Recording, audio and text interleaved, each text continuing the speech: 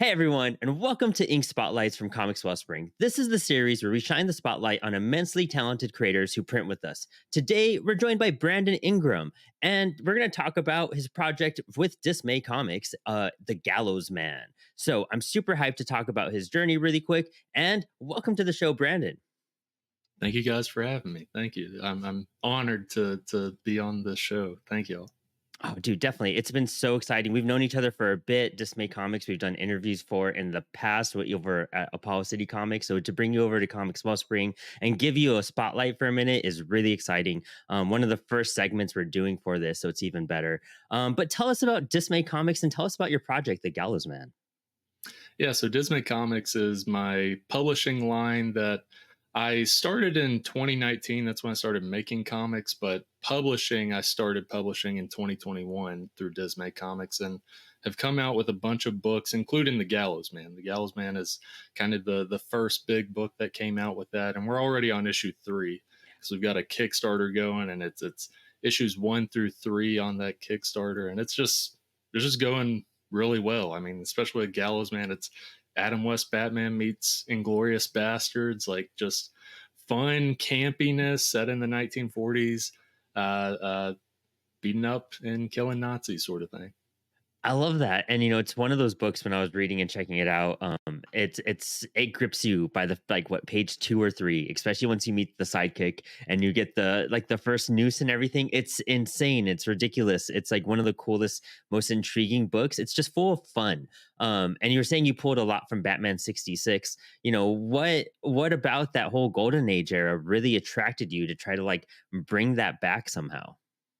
It was very much something that I love the fun campiness and stuff. And whenever I first wrote this, like many years ago, there are fun comics, but there weren't a lot that like just were straight up fun. Like I love a lot of the comics that are coming out. I pick up a lot of the comics, but at the time there was a lot of like serious and like super thoughtful and dark comics, which are some of my favorite comics. That's where a lot of my top 25 comics come from, sort of thing. But like you got to have some fun dumb comics sometimes. I'm not entirely saying Gallows Man is dumb, but there's dumb humor in Yeah, it, it's, like it's funny. intentionally.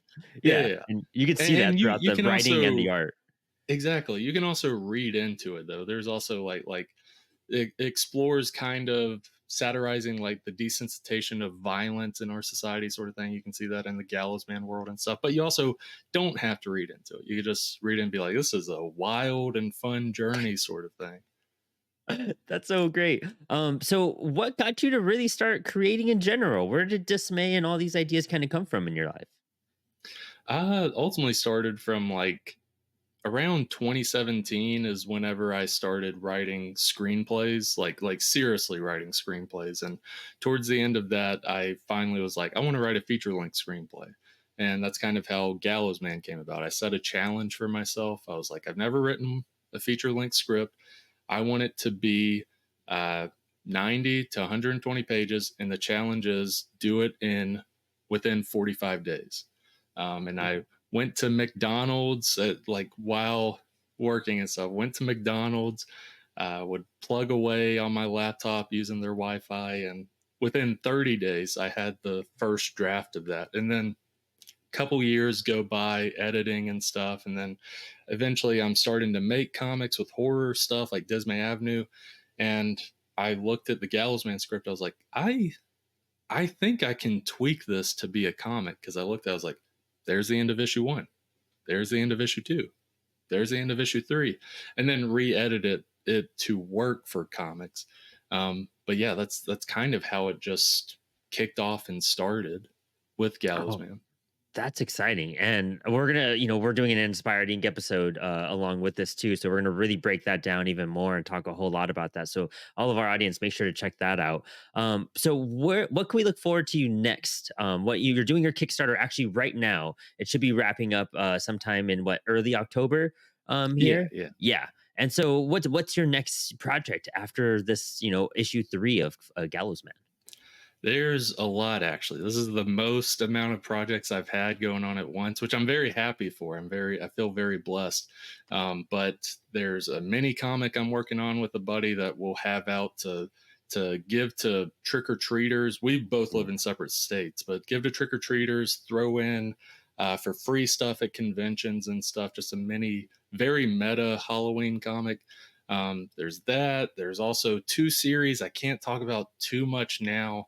They're almost done. The first issues of those are almost done in terms of art and everything. The story's done for those, but I'm gonna pitch those to publishers in the future. But Dismay Comics stuff, Dismay Avenue #3. Dismay Avenue is my anthology, horror anthology series. Dismay Avenue 3 should be coming out in 2025 on Kickstarter. And then I also have like a big, very weird concept book with 4 other artists I met through YouTube.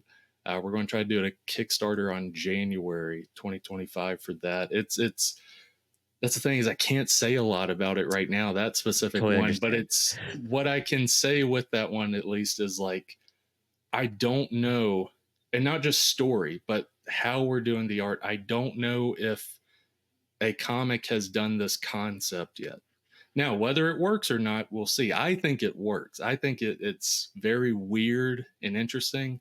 Um, but that'll be January 2025. And then working on a few people's anthologies, like little stories in a few people's anthologies that'll be coming out soon. Hans Fink is working on a anthology right now. I'm looking forward to that.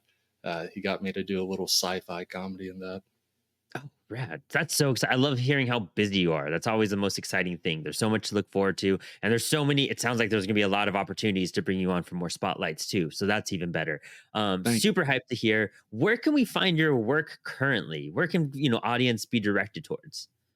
Best place is, I know this is kind of shooting myself in the foot sometimes, is the Kickstarters. I Nice. don't have an online shop. I kind of like the Kickstarters to be kind of like an event, kind of Hmm. like uh, uh, dropping merch sort of thing, where it's like you have this month or you have this month and a half to get the new comics as well as any comics you've missed in the past, because those are always available in add-ons or other tiers and stuff. So Kickstarter is the best way to get all of my books, not just like Cool. the current one that's coming out sort of thing. Love it, dude. You're gonna make me have to back this Kickstarter to get your books in. So great. I'd love to hear it. Well, Brandon, I'm super hyped to hear about this. Super excited to hear about everything you have in play right now. I can't wait to bring you on for more spotlights so we could talk about these projects as they start to come out. And it's been a pleasure talking to you for this brief moment. For all of our audience, please go check out our full length interview with me and Brandon. We're going to talk all about Dismay Comics, comic book creation, the struggles and the rewards of making comics, everything that Inspired Inc. is about. So please go check out that episode. And for now, thank you so much, Brandon. Really appreciate you being on the show. Thank you guys. Thank y'all for having me.